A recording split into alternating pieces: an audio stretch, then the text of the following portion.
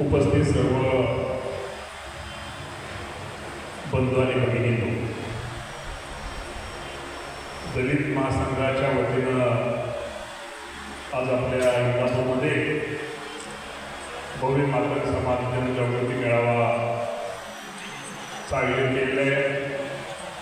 या कार्यक्रमासाठी उपस्थित असलेल्या सरांना थोडी अडचण आली, परंतु शेवटी आपण नेहमी म्हणतो माणुसकी काय असते, समाजात व्यतिरिक्त प्रेम काय असतं.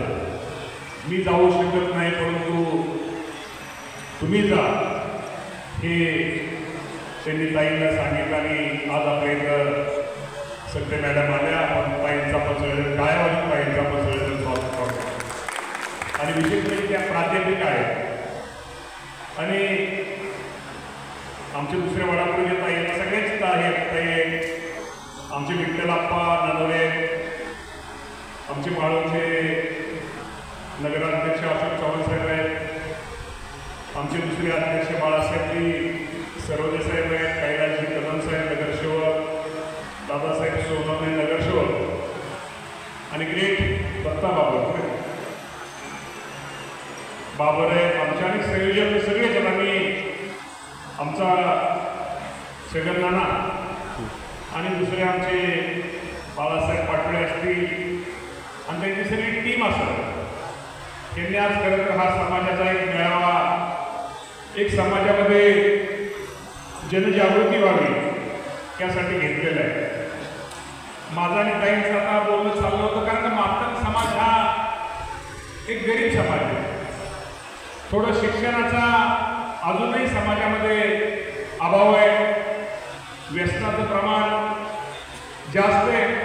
परंतु कारागीर, एक हुशार माणसं जो एक कारागीरचं प्रमाण कुठल्याही क्षेत्रामध्ये सगळ्यात चांगलं असतं तर ते आमच्या मातंग समाजातल्या कारागिरांमध्ये एक धमक असते, ती एक चमक असते, ती एक कष्ट करण्याची, मेहनत करण्याची त्यांच्यामध्ये ताकद असते.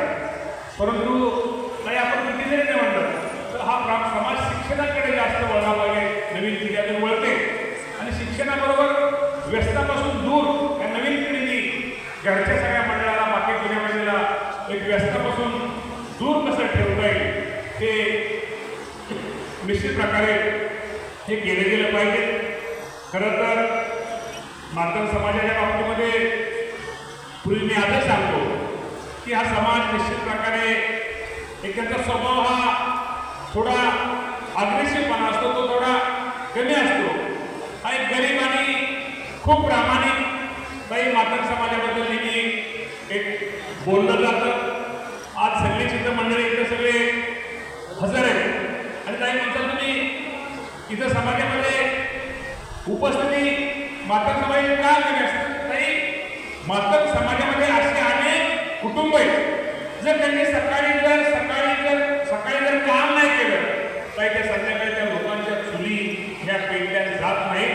ही कष्ट करणारे माणसं, त्यामुळं रोजचं कमवायचं आणि रोजचं खायचं हा समाजामध्ये ह्याचं प्रमाण हे ज्यादा आहे.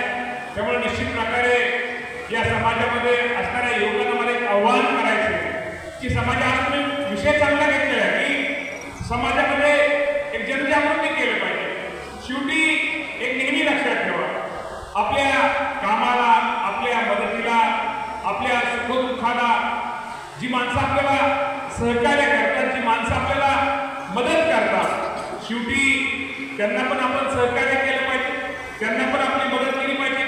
आपला वापर किंवा आपला उपयोग कोणी करून घेता कामा नाही. तो कुठलाही राजकीय नेता असू द्या, कुठलाही राजकीय असू द्या की खरं कोण आणि खोटं कोण, बरोबरचं कोण आणि मनापासून कोण, जीवापासून कोण, ह्या गोष्टी समाज बांधवांना निश्चित प्रकारे कळल्या पाहिजे. मी कदम सरांचं भाषण आहे व तुझ्या कौतिक सरांनी मगाशी केलं आणि उद्घाटन मीच तुझं केलेलं आहे, तुला माहिती आहे.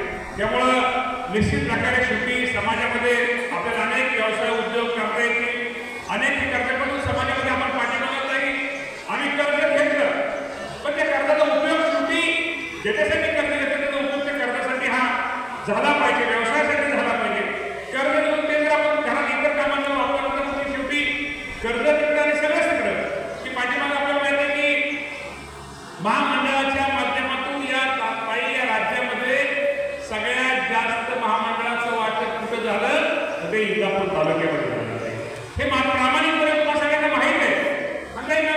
मी त्यावेळेस आमदार नव्हतो, पूर्ण नव्हतो, पण एक समाजासाठी काहीतरी केलं पाहिजे या उद्देशाने सगळं काही माझ्यासारख्या कार्यकर्त्यांनी फॉर्म भरण्यापासून जेवढं मदत तेवढं करण्याचा प्रयत्न निश्चित प्रकारे करण्याचा प्रयत्न आम्ही सर्वांनी केलेला आहे.